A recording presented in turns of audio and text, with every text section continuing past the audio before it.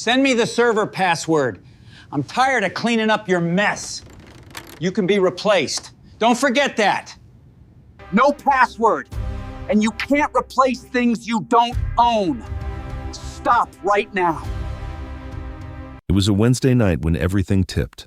I was brushing my teeth, phone resting on the counter, when a permissions alert lit up my screen. Not a login attempt, not a preview request, a full replication attempt. Someone was trying to clone the core server directory I built, the one running Meridian Spine Analytics, from credentials it tied to Ethan Hale, the CEO's son. I froze. I had architected that system from nothing, designed it, hosted it, paid the cloud bills myself every quarter under my consulting entity, Reeve Systems LLC. And now, the newly appointed Director of Operations, barely a month into his title, thought he could rip the heart out of the infrastructure like it was a shared Google folder. I didn't react. I watched. The copy attempt tripped a silent capture protocol I'd embedded years ago, logging session IDs. Timestamps, failed escalations, permission mismatches. Every move was recorded, mirrored, and sealed. The next morning's leadership sync was business as usual. Small talk, KPIs, velocity charts. I said nothing, watching Ethan's muted video tile, wondering if he even understood what he'd touched 5 years earlier. Meridian had no infrastructure, no analytics backbone, no compliance layer. I built all of it as a fractional systems architect and to avoid IP ambiguity. I wrapped the platform inside my own LLC, clean, legal, approved by the board at the time. Buried deep in the master services agreement was a clause most executives skimmed past. Vendor retains full administrative custody of hosted operational systems unless revoked by board resolution. Ethan never read it. At 8:17 a.m., an email arrived. No greeting, no HR copy, no explanation. Send me the server password. Clean out your desk. You're done here. I read it 3 times, then I closed my laptop, because that email didn't fire me. It triggered a clause, and Ethan Hale had just turned a tantrum into a legal disaster. How are you feeling right now? Curious, tense, or just quietly nodding along like you've seen this kind of power play before? Tell me where you're listening from today, and if stories like this matter to you. Subscribing helps keep them alive, because what happened next didn't explode right away. It unraveled, line by line. I didn't reply right away. Not because I was angry, but because I wanted everything documented before a single word left my keyboard. I forwarded Ethan's email to my private archive, then pulled up the original master agreement, the one signed back when Meridian still worked out of a half-lit office with folding desks and borrowed servers, page 34, subsection C. Still there, I sent a calm response. No accusations, no defensiveness. I explained, plainly, that the server environment was licensed and administered under Reeve Systems LLC, not internal IT. There was no password to hand over. The system did not fall under his jurisdiction. If there was confusion, legal could clarify. I attached the clause. I BCC'd legal. Then I waited. Silence followed. No acknowledgement. No got it. No pushback. That worried me more than shouting ever could. 3 hours later, a junior analyst messaged asking why the morning analytics refresh hadn't populated. I checked the logs. Someone had attempted to overwrite a dependency pointer from a local machine. It failed, but it fractured the reference chain. An hour after that, my automated billing system flagged a rejected invoice. The payment contact had been deleted. Vendor consolidation. I guessed. Ethan trying to clean house. That's when it became clear he wasn't bluffing. He was trying to seize the infrastructure. He just didn't realize it wasn't his to seize. By mid-afternoon, legal forwarded me a single sentence they'd sent to the CEO. You just terminated your vendor? That was it. No drama. No punctuation for emphasis. Just a fact sharp enough to cut. From that moment on, the contract shifted. The termination email released me from all SLA obligations immediately. Every support duty, every uptime guarantee, gone. I didn't disable anything out of spite. I followed procedure. I closed external collaborator access. I exported the audit trail. I watermarked the live dashboards with my LLC's custodial notice small, unobtrusive, impossible to deny. Every access attempt after that moment was logged, bundled, and encrypted automatically. The compliance tracker I'd built years earlier originally for regulatory audits quietly began compiling evidence. By the next morning, teams were logging into blank tiles, queries returned empty, dashboards stalled with a simple message, Access suspended, contact administrator, Slack messages came first, then emails, then missed calls. I didn't answer, not because I wanted revenge, but because I no longer had permission to help them. The contract was clear, and for the first time in years, I let it do the talking for me. Somewhere inside Meridian, panic was starting to ripple. And Ethan Hale was about to learn that infrastructure doesn't respond to shouting, only to ownership. Thursday morning looked normal until it didn't. At 9 o'clock, teams logged in expecting the familiar hum of dashboards, forecasts, and rolling performance graphs. Instead, they were met with empty panels and static placeholders. No errors, no alarms, just absence. Someone tried refreshing the instance, another reauthorized their token. IT opened a ticket marked high priority. The system responded exactly as designed. It checked credentials, traced the external dependency, then stopped. No access path existed anymore. By mid-morning, the first internal assumption surfaced: maintenance. The second, a temporary outage. The third, whispered but unmistakable, something had gone very wrong. Finance couldn't reconcile quarterly projections.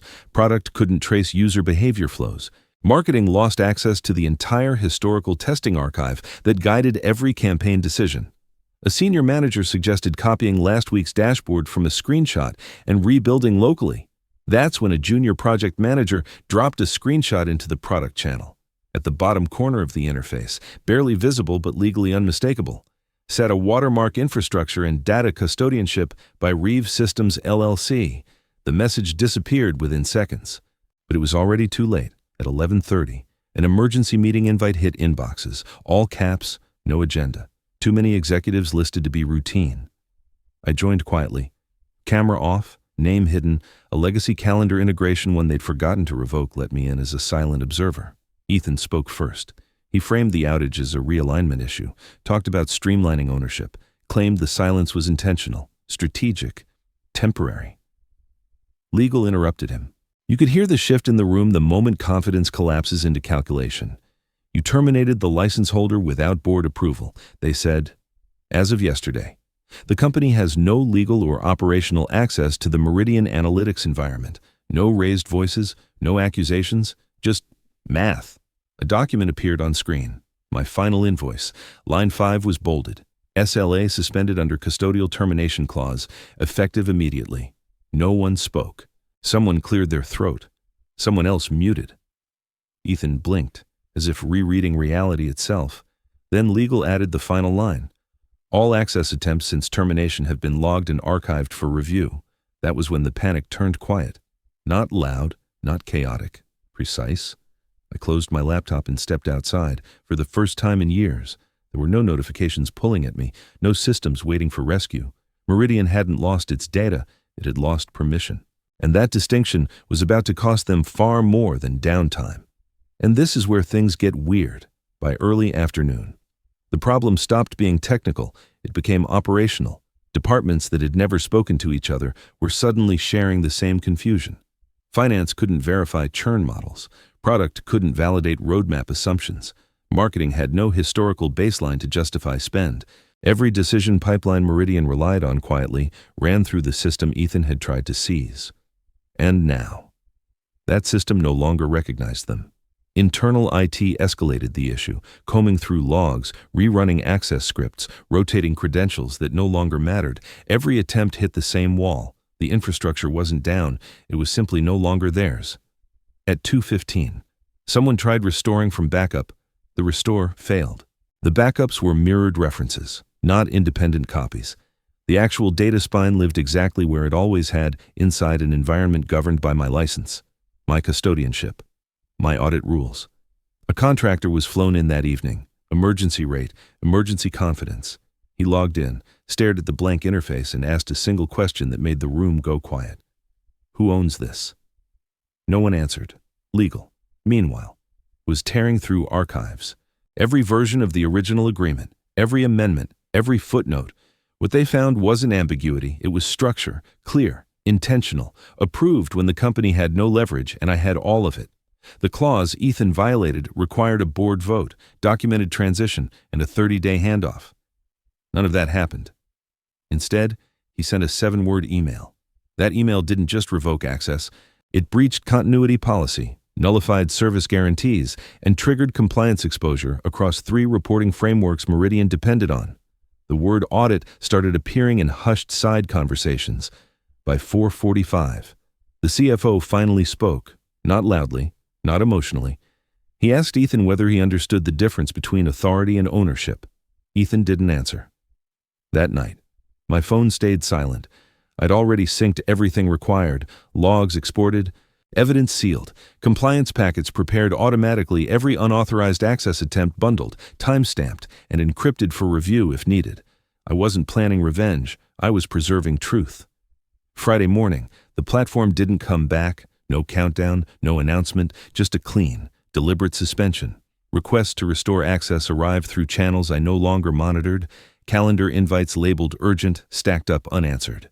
HR reached out, careful, vague, asking if I'd be open to a conversation. I archived the email. The system wasn't broken, it was enforcing boundaries Meridian had forgotten existed.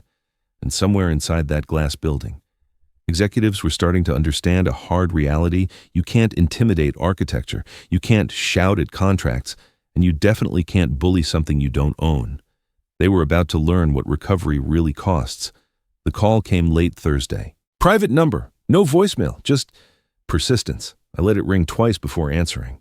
It was the CEO. His voice was calm in the way people sound when they have already read the damage report and are choosing their words carefully. No small talk, no apology.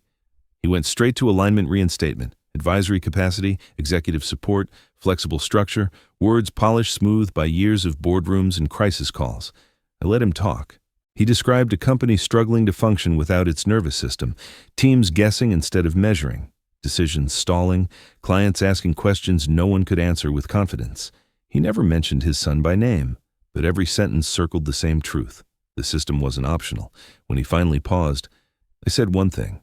The contract worked as intended. Silence followed. Not defensive silence, processing silence. Then he asked if there was a way forward. There was, but not the one he expected. I told him Reeve Systems LLC would remain the license holder. Full custodianship, no internal override. Any future access would require escrow-secured tokens, rotated quarterly, with board visibility and audit rights built in. No exceptions, no shortcuts. He didn't argue. He asked who I trusted to stabilize operations. I gave him a name, a former protege. Someone who understood the system because she'd helped build parts of it, someone calm enough to handle the politics without breaking the architecture. Her terms were clear. Her rates were higher than mine had ever been. He accepted. By the time the call ended, the balance of power had shifted permanently. Meridian wasn't regaining control. It was negotiating access. The next morning, a company-wide notice went out framing the outage as a vendor transition, language careful, blame absent. Ethan's new operations roadmap was quietly shelved. Infrastructure changes were frozen pending oversight. No announcement was made about me. None was needed. Over the following weeks, the platform returned slowly, piece by piece, tokens issued like credentials, not conveniences, access logs rebuilt from scratch. Every department required to request permission for systems they'd once assumed were theirs by default. At the bottom of every dashboard, a new line appeared. Infrastructure and Data Custodianship by Reeve Systems LLC, licensed through 2026. No fanfare, no emphasis, just permanence. I didn't feel victorious. What I felt was distance. The kind that comes when something you built finally stands on its own terms and no longer requires you to defend it. Ethan stopped appearing in meetings related to infrastructure, whether reassigned or sidelined. I didn't ask. Authority had failed him the moment it collided with ownership. I returned to my own work, lighter than I'd been in years, because control isn't about shouting, it's about structure, and structure, once enforced, doesn't need you anymore. If you watch until the end, you will understand what everyone else missed. The weeks that followed were quiet, not the uneasy quiet of denial, but the deliberate silence of systems being rebuilt under supervision. Access requests came through formal channels now, no shortcuts, no casual messages asking for a quick unlock. Everything required documentation, justification, and approval, exactly as it should have from the beginning. The new stabilization lead my former protege moved through Meridian with precision. She didn't raise her voice, didn't challenge authority openly. She simply enforced the rules written into the architecture when someone complained. She pointed to the contract when someone pushed. She escalated to the board. The system held. Departments adjusted slowly. Finance learned to plan without improvisation. Product rebuilt dependency maps they'd never bothered to understand. Marketing realized how much of their confidence had been borrowed from data they didn't own. No one said my name out loud, but it appeared everywhere else, in footnotes, in access headers, in audit trails reviewed line by compliance one afternoon. An internal memo circulated outlining new operational policy. It emphasized vendor boundaries, custodial clarity, and governance oversight. I recognized the language. It was lifted directly from the framework I'd written years ago back when no one thought they needed it. Now it was mandatory reading. Ethan's influence faded quietly. His title remained. But his scope narrowed. Decisions that once moved with his signature now required review. Oversight replaced assumption. Authority learned to wait. I heard this secondhand, through people who still had my number and chose their words carefully when they spoke. No gossip, just observation. Outside Meridian, my life expanded. I took on fewer clients, chose projects with intention instead of obligation, for the first time since building the platform. I wasn't on call for a system that demanded loyalty without respect. One morning, while reviewing a new contract draft from another company, I noticed something familiar, a clause attempting to claim custodianship by default. I marked it, rewrote it, and sent it back with a note explaining why. They accepted without argument. That's how precedent works. Quietly. Months later, Meridian presented at an industry conference, a panel on operational resilience. I watched the live stream muted, out of curiosity more than interest. The CEO spoke carefully about lessons learned, about respecting boundaries, about understanding that not all assets sit on your balance sheet. He never mentioned the incident directly. But when he said, "Some systems don't break, they simply refuse to be taken," I knew exactly who he was talking about. I closed the stream and returned to my work. Control, I'd learned, doesn't announce itself. It waits, it documents, it enforces, and once it's in place, it doesn't need permission. What Meridian didn't anticipate was how far the ripple would travel. The outage had been contained, the access rules rewritten, the platform stabilized under new governance. On paper, the crisis was over. But reputation doesn't reset the way servers do. Partners noticed first. A procurement lead from a neighboring firm asked politely why Meridian's analytics references now required third-party confirmation. A client paused a renewal, citing temporary visibility concerns. Another requested independent verification of data lineage before signing off on forecasts. None of this was loud. It was procedural. Every request triggered more paperwork, more review, more scrutiny. Meridian's sales cycle slowed not from distrust, but from caution, the kind that costs time, money, and momentum inside the company. A new phrase began circulating: custodial risk. It appeared in slide decks, in board memos, in conversations that stopped when certain people walked into the room. Ethan's name wasn't attached to it, but his decisions were embedded in every example.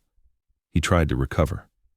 I heard about a presentation he gave outlining a future-proofed operations model, clean diagrams, confident delivery. But every proposal required one thing: he no longer had unilateral control. Each slide ended with a dependency he couldn't authorize himself. Authority without keys is theater. Legal tightened its grip. Any vendor agreement now required a custodianship map. Any system integration demanded proof of ownership, not assumption. Meridian became careful, almost cautious to a fault. That caution had a cost. Speed vanished. Meanwhile, Reeve Systems LLC gained something unexpected: credibility. I didn't advertise, didn't comment publicly, but my name surfaced in quiet conversations between executives who'd seen similar mistakes unfold. I was asked to review contracts, to audit access models, to explain where companies confuse convenience with control. I said yes selectively, not out of spite, but because boundaries attract respect. One afternoon, an encrypted message arrived from Meridian's legal counsel, short, formal, thanking me for professional restraint during the transition, acknowledging that the documentation I'd prepared prevented deeper exposure. I archived it that same week. Ethan stepped down from operational oversight.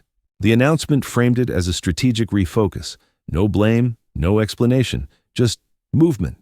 People inside the company understood what it meant. Systems remember. They remember who built them, who maintained them, who respected their limits.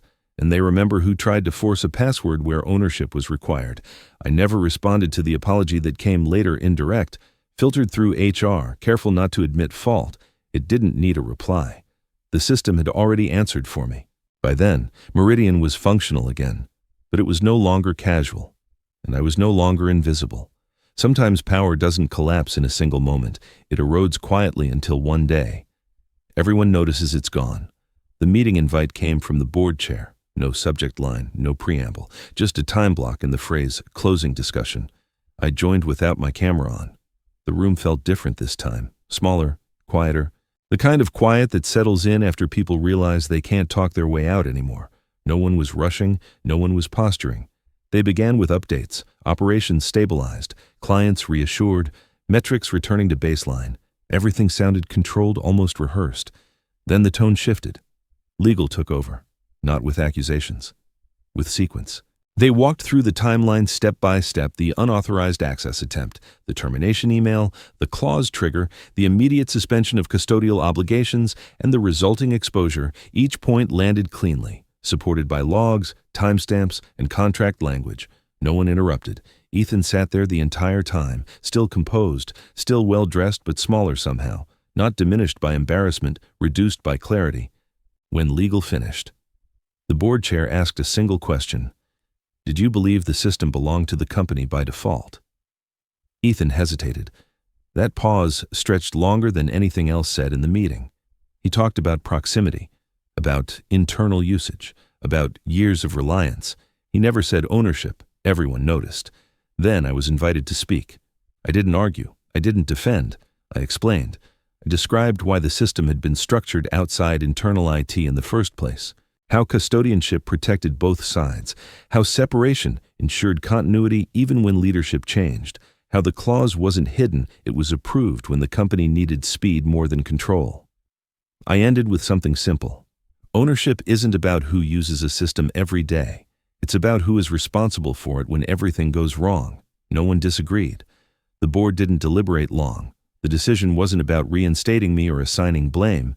It was about policy. From that point forward, any infrastructure tied to licensed systems would require explicit custodial mapping, board-level acknowledgement, and documented transition plans. Termination authority would no longer imply access authority. The vote passed unanimously. Ethan's role was adjusted again, quietly. No announcement, no explanation, just fewer signatures required from him. Fewer decisions routed his way. Authority narrowed until it matched his actual scope. After the meeting ended, I stayed seated for a moment. There was no sense of victory, no emotional release, just alignment, the kind that happens when structure finally catches up to reality. Later that afternoon, a revised agreement arrived. Same terms I'd set before, no edits, no negotiation, escrow-based access, quarterly token rotation, audit visibility locked in. I signed it. By the end of the day, the platform reflected the update.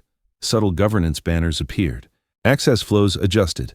Departments adapted to a system that now treated permission as deliberate, not assumed, weeks later. An internal case study circulated anonymized, precise. It framed the incident as a governance failure, not a personality conflict. The conclusion was brief. Control without ownership creates systemic risk. That was enough. Power doesn't need to announce itself when it's built correctly. It just stops responding to noise and starts answering only to structure. Recovery didn't look like celebration. It looked like paperwork. Once the new agreement took effect, Meridian didn't rush to flip everything back on. They couldn't. Every system touchpoint now required validation. Every department had to request access through a formal channel, justify usage, and accept audit conditions they'd never bothered to read before. The platform came back online in phases. First reporting, then forecasting, then historical models. Each phase carried its own checklist. Each checklist needed signatures. The same executives who once waved through access now sat quietly in review meetings, listening while legal read clauses out loud. Time stretched. Clients noticed. Not enough to panic, but enough to ask questions. Why were approvals slower? Why did reports now include custodial disclaimers? Why did certain dashboards require confirmation before sharing externally? Meridian answered carefully. They spoke about governance upgrades, about risk mitigation, about long-term resilience. The words were correct, but the subtext was unavoidable. They no longer owned everything they depended on, internally. Budgets shifted, emergency contractor costs, legal review hours, advisory retainers. The invisible tax of rushing past structure finally showed up on a spreadsheet. No one blamed Ethan directly. They didn't need to. His absence from infrastructure meetings became routine. His proposals stalled in committee. Authority doesn't vanish overnight, it thins, decision by decision, until people stop routing questions your way. Meanwhile, Reeve Systems LLC became a reference point, quietly. Other companies reached out, not for drama, for guidance. They wanted to know how to separate custodianship cleanly, how to protect infrastructure from leadership churn, how to write contracts that held up under pressure. I chose carefully. Not every client deserved access to my thinking, but the ones who did understood the value immediately. Conversations were slower, more deliberate, respectful. That was new. At Meridian, the system stabilized fully by the end of the quarter. Metrics returned. Confidence followed, measured, cautious. The company functioned again. But something fundamental had changed. Assumption was gone. In its place was verification. I watched it from a distance. No dashboards, no alerts, no late-night messages. The system no longer needed me in the way it once had. That was the point. One evening, an internal memo from Meridian's board leaked nothing sensitive. Just philosophy. It outlined a new operating principle adopted company-wide. Authority grants direction, custodianship grants control. Never confuse the two. I saved it. Not as a trophy, but as confirmation. Ethan eventually resurfaced in a different capacity. Strategy, external partnerships. A role where enthusiasm mattered more than keys. He performed well. I heard, people are complex like that. But infrastructure never forgot the moment it was tested. Neither did the company. As for me, I returned to building on my terms. Smaller teams, clear boundaries, contracts written to be read, not skimmed. Because the most expensive mistake Meridian made wasn't losing access for a few days. It was assuming control without understanding the cost of regaining it. The story didn't end with applause. It ended with systems doing exactly what they were designed to do quietly, predictably, without needing anyone's approval. By the following quarter, Meridian's operations had stabilized fully. Not the fast, reckless stability they once mistook for agility, but something heavier and slower. The kind that survives leadership changes, the kind that makes people pause before issuing directives they don't fully understand. Meetings ran longer now. Decisions took more steps. Access requests came with explanations instead of assumptions. It frustrated some people, comforted others, but no one could deny it worked. The platform ran clean. Audit trails were immaculate. Every permission had a reason attached to it. Every exception left a fingerprint when something failed. It failed visibly, no scrambling, no guessing, no midnight heroics required. Meridian learned to live inside its limits. Clients adapted, too. Reports arrived with disclaimers and provenance tags. Forecasts came with confidence intervals and custodial notes. Trust didn't evaporate, it recalibrated. And, strangely, that recalibration made conversations easier. When everyone knows who owns what, no one wastes time pretending. I never returned to the building. There was no reason to. My involvement tapered to quarterly reviews, then to annual confirmations. The escrow tokens rotated on schedule. Compliance packets sent themselves. The system enforced its own boundaries with a patience no human ever could. That's the thing about architecture. It outlives ego. I built other things after that. Smaller systems, cleaner contracts, clients who didn't need convincing that ownership mattered. The work felt different, lighter, not because it was easier, but because it was honest. Occasionally, someone would ask about Meridian. They'd heard fragments, a story about a server password, a rumor about a clause no one read. They always wanted the dramatic version, the confrontation, the fallout, the moment someone realized they'd lost. I never gave it to them, because the truth was simpler. No one lost control that day. They just discovered they never had it. Ethan's name stopped coming up, not because he disappeared, but because he no longer mattered to the system. He learned. I hope. What many people learn too late, that authority borrowed from title expires quickly, but authority earned through responsibility compounds. Meridian moved on. So did I. Months later, at an industry roundtable I attended anonymously, a panel discussed operational risk. One speaker, a different CEO. Different company, said something that made me smile. Control isn't about access. He said, it's about accountability. If you can't answer for a system when it fails, you don't own it. No one clapped. They didn't need to. I left early, walked home, and let the quiet settle. The platform kept running. That was the real ending. Not a victory, not a collapse, just a correction. Because systems don't care who shouts the loudest. They don't respond to urgency or entitlement. They answer only to design, documentation, and discipline. And once those are in place, everything else becomes optional, including you. I shut down my laptop that night without checking logs, without wondering if something would break, without waiting for a message that demanded my attention, for the first time since I'd built Meridian's spine. The system didn't need me. That wasn't loss. That was success. I didn't write this story to prove who was right or wrong.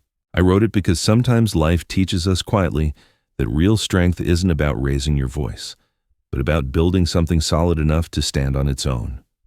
As you were listening, how did it make you feel? Calm, uncomfortable, or maybe a little validated? Which moment stayed with you the most? The email, the silence, or the clause? No one bothered to read. I'm genuinely curious. Tell me where you're listening from right now, and what part of the story connected with your own experience. If this story gave you something to think about, consider leaving a comment so we can talk about it together. A like or a share helps these stories reach people who might need them, and subscribing means you won't miss the next one. Sometimes, one story is all it takes to see things differently.